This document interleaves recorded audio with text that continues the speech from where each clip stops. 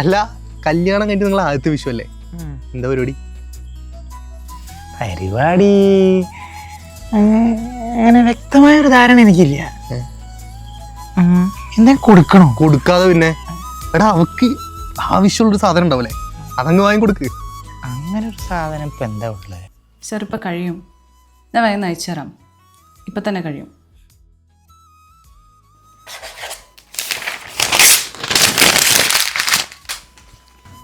എന്താ ഇഷ്യൂ ഉണ്ടോ?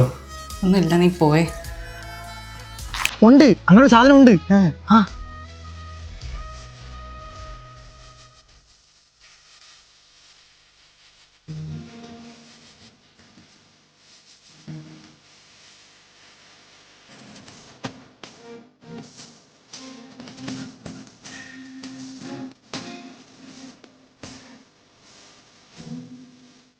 Hello sir, വർക്കൊക്കെ കഴിഞ്ഞു, ഞാൻ ഇപ്പം തന്നെ സെൻഡ് ചെയ്യാം കേട്ടോ.